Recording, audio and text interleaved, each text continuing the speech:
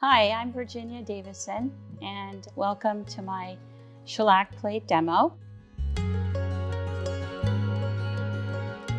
I came from a stone carving background before getting into printmaking. I've been practicing for about 17 years. To begin with, I want to show you how accessible shellac plate is.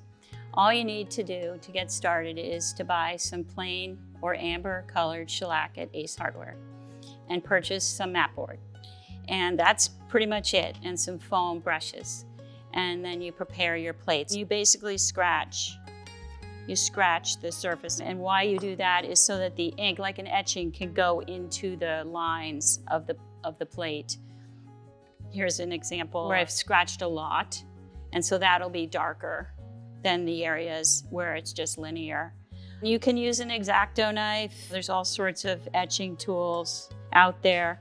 In this demonstration, I'm going to show you how to ink your plate and how to put it through the press. So the first step in preparing the press is to get the pressure set. The second step is inking the plate. I like to use this. It's a book arts material. I'm not actually sure what it's called, but it's really hard cardboard. The reason I like this over like using a credit card is the plastic of the credit card can scratch your shellac, whereas this is nice and soft. It's paper. So what I'm using currently, this ink that I'm using, it's a Gamblin Black.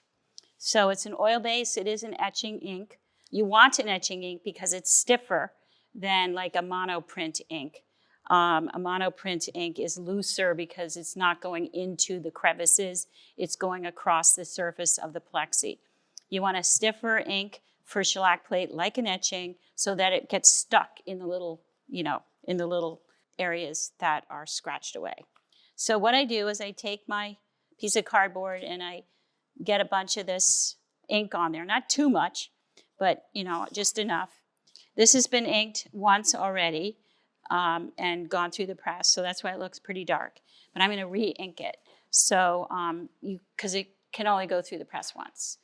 So I'm taking this ink and then I'm going to drag it across the surface. And you don't want to glob the ink on because you got to remove it. So you want to be very judicious about your application and not, be gooping it on there, tons and tons of ink.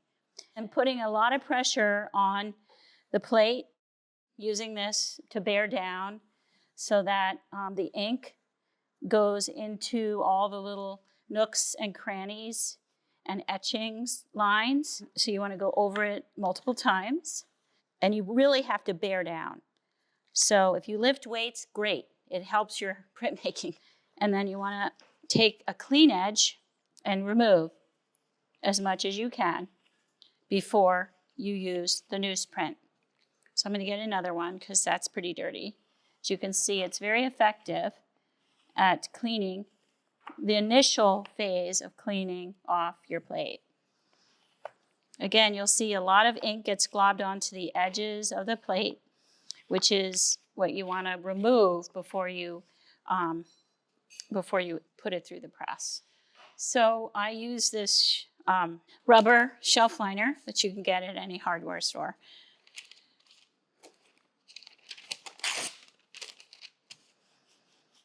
So that the plate doesn't move. It stays there. If I didn't have this, let me show you. It's pretty hard. You got to get your fingers on it and all this. You don't want that. So that's why these are really helpful, and we have them in the studio for just this purpose. And actually getting a lot of ink here is good. You don't always want to have a clean telephone book page because the ink actually grabs ink. You want to kind of use it, get the telephone page nice and inky. If you have telephone books, save them. We can use them at the print studio at Barn. The burnishing it's a style thing, and it's a mood thing. You just, as the artist, get to decide how you want it to look. And what I like to do all along is to just do this. Make sure my edges are clean, because it looks really nice when your edge is nice and clean and fine. I'm putting my thumb on the image is fine because I have ink on here, and I'm just going to continue to clean.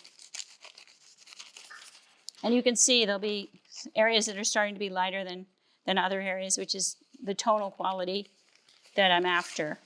The surface of this plate was also lightly sanded, so you can see some gray areas, which is actually the texture of the shellac where it was sanded. So that's a good technique for creating tonal value. Sanding. Okay, and this has still a little bit some blotches, which you can end up deciding, do you want to keep that or not? So I think this has got a lot of nice tonal variations, and I would call that good. I have 3 different kinds of papers, 2 Japanese, which means they're thinner papers. So 2 Japanese, one is called Hosho Student, and the other one is called Kitakata Natural. So one's white and one's a natural color. And then, of course, the standard quality printmaking tape paper, BFK. You do want to wet your paper with shellac plate because it will pick up the ink slightly, much better than dry paper. So we'll go to the press now. We're here at the press, at the Takash press, which is a wonderful press made in New Mexico. We have 2 of them. We have this smaller one for smaller work and then a larger one over here. And they're beautiful, beautiful machines. I mean, they don't have a motor. It's all hand cranked, but they are beautiful, beautiful machines to use for printmaking. They're the best, considered one of the best.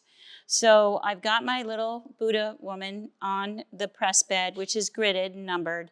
So it's easy to set your plate down and your paper. And you know that it's in the right place. So I've got her in a column, about this center column, and then what I'm going to do is I'm going to decide, where do I want my deckled edge? I think I want my deckled edge on the bottom. So then I'm going to take my paper and I'm going to take it and register. It's called registration. So I'm going to try to get it evenly on both sides. So I have 2 columns here and 2 columns here. So I know I need to go a little bit like that. And then I want to see how much, so I need like 2 inches on the top and 2 inches on the bottom. And then here I want about 2.5 wide. So I go up 2 inches here, where the 3 is. And then I've got to line up the boxes that are horizontal. So that's about right. So then I just let that go down. I push the paper down a little bit so it doesn't move. Then I always put, to separate the paper from the blankets, you always want to have newsprint in the middle because you don't want to get ink on your blanket. I continue to hold my hand under there so that it doesn't move. And I will show you how to trap the plate, the print, if it isn't enough pressure. So I can tell. It feels a little bit not quite enough. So I'm going to go a little tighter, and I'm going to come back this way. So you can kind of feel it, and I'm not really feeling it. So I'm going to even tighten it more. I'm going to go to 1. You just never know, especially if it's your first run, which it is. And it's a tiny little, shaped plate, so. There's a little more pressure. Not a ton, but I'll just go back this way. So what I'm going to do is I'm going to trap it and see how it came out. So the drum is actually, it's okay to do this. The drum is actually on the paper and the plate. So it's called trapping the plate and the paper. So then I just take a little peek and I see, how's it looking? I'm going to bring it all the way through now because I was satisfied with how it looked. But that trapping the plate and the paper is a really, really, really good trick. Something I learned at Pratt. And that way you can tell, because if you don't trap the plate and you look and the paper gets moved or the plate gets moved, you can't ever, you can't ever keep pressing. So it has to be stationary. Okay, always put your blankets over so they don't flop down on top of your work. I like to do that. And then I take my newsprint and I put it right on top. And then as you can see, I don't see the embossment, but this is a good embossment. It's nice and tight. And you want to see that line around it, okay? So I'm going to peel this off and hopefully it'll look good. So there she is. She's not completely in the center, but that's okay. Can always trim off an edge to center her. It gets quite dirty because you see the back of the plates have ink on it.